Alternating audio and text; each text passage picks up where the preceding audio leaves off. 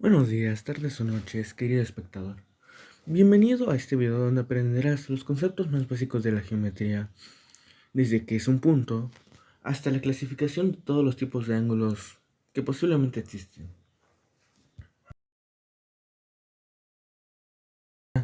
¿Qué es la geometría? La geometría se define como la rama de las matemáticas que estudia las propiedades, las formas y dimensiones de figuras y cuerpos geométricos. Ahora veremos la forma más básica de la geometría. El punto. El punto según Euclides es punto es lo que no tiene partes, aunque también se puede decir que es la marca de la punta de un lápiz sobre el papel. En la geometría hay un concepto muy básico que son las rectas. Algo tan simple, tan básico, que literalmente en cualquier ejercicio, problema o algo relacionado a la geometría siempre nos encontraremos al menos una recta. Estas son línea recta, que vendría a ser una sucesión de puntos infinita, semirrecta, que es la mitad de una recta. Segmento es un trozo de recta que se limita por dos puntos que no coinciden. Después tenemos algo conocido como curva, que vendría a ser una línea sin partes de recta. Y un arco, que es una porción de una curva limitada por dos puntos que no coinciden. Ahora sí, viene lo que mencioné al principio del video, lo que es una figura geométrica y un cuerpo sólido. Empecemos por la figura geométrica.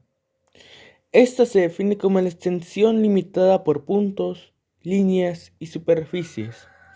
Como podemos observar en la imagen, un cuadrado y un triángulo. Y un cuerpo sólido es aquello que ocupa un lugar en el espacio y posee longitud, anchura y altura. Como podemos observar, ese cubo que está ahí.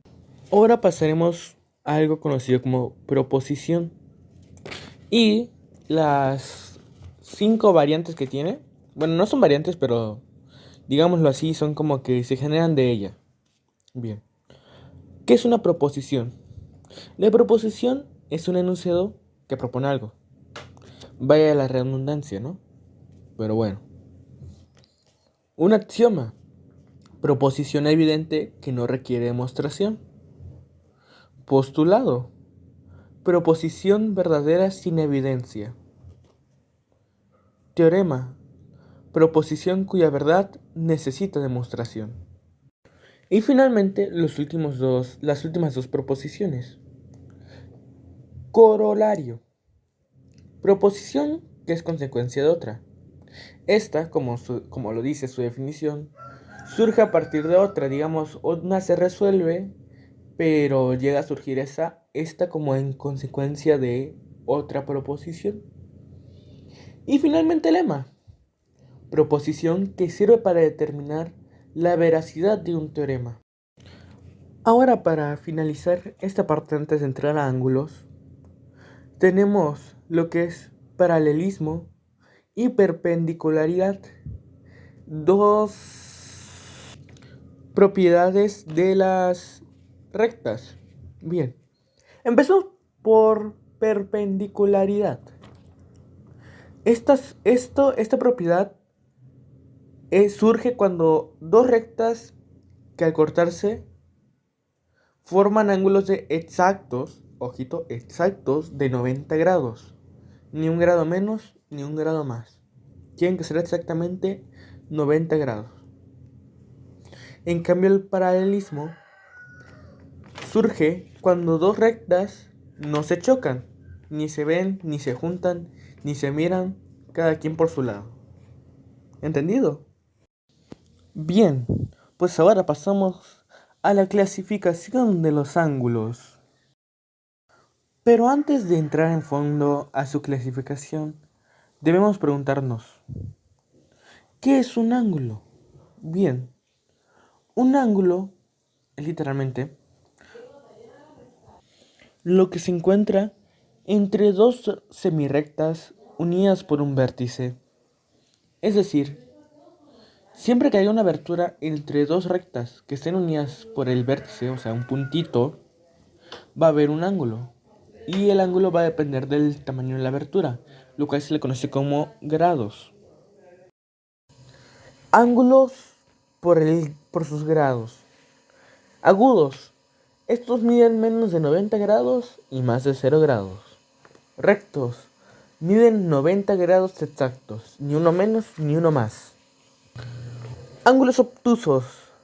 Miden menos de 180 grados, pero más de 90 grados. Ángulos llanos. Miden exactamente 180 grados, lo cual es igual a la mitad de una circunferencia, o sea, la mitad de un círculo. Cóncavos. Miden entre 180 grados, bueno, más bien dicho, miden menos de 360 grados, pero más de 180. Y finalmente, los ángulos completos.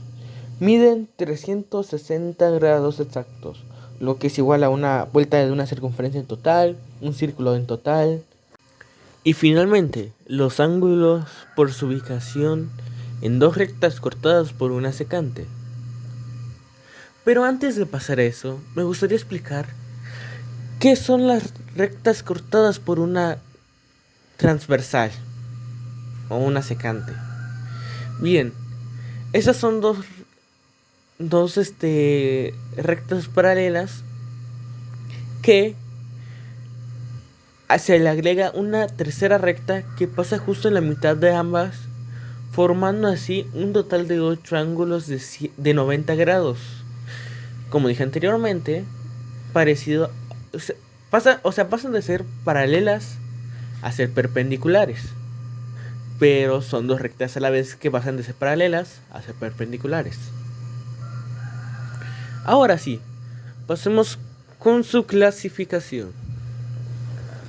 Los ángulos opuestos por el vértice, como se puede observar en la imagen, son los ángulos 1, 1 y 3, 2 y 4, 5 y 7 y finalmente 6 y 8.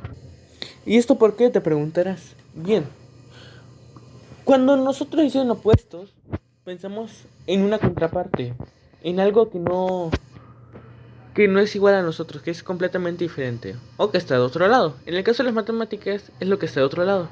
¿Y qué pasa? ¿Y qué sucede aquí? Que bueno, como el vértice es ese puntito donde se cruzan, donde se conectan, más bien dicho, las dos rectas, ahí crean los 4 ángulos, ¿no? Bien, pasa que el ángulo 1 es opuesto al 3 por el simple hecho de que se encuentra en el lado opuesto donde se encuentra el 1. Y así con los demás ángulos. Ahora pasamos con los ángulos adyacentes. ¿Qué son? Los ángulos adyacentes son los ángulos que literalmente están al lado. O sea, ángulos que están pegaditos, de lado a lado. Y estos ángulos serían, como muestra la imagen, los ángulos 1 y 2, 2 y 3, 3 y 4, 4 y 1, 5 y 6, 6 y 7, 7 y 8 y 8 y 5. Ahora también están los ángulos alternos externos. ¿Qué son los ángulos alternos externos? Bien, cuando pasa esto de las dos rectas cortadas por una transversal, se forma un lado interno y un lado externo. El lado externo es lo que ve para afuera literalmente, y el lado interno es lo que está dentro de las dos rectas que antes eran paralelas. Bien, pues los ángulos alternos externos son aquellos que están en la parte externa, pero que están en un lado distinto cada uno, los cuales serían 1 y 7, 2 y 8. Ahora, los ángulos alternos internos son exactamente idénticos, solo que estos se encuentran en la parte interna de las rectas, que vendrían a ser los ángulos 3 y 5 y 4 y 6. Bien, ahora, los ángulos correspondientes. Estos son ángulos que midan exactamente lo mismo independientemente de si sean internos o externos y se encuentren sobre el mismo lado de la transversal.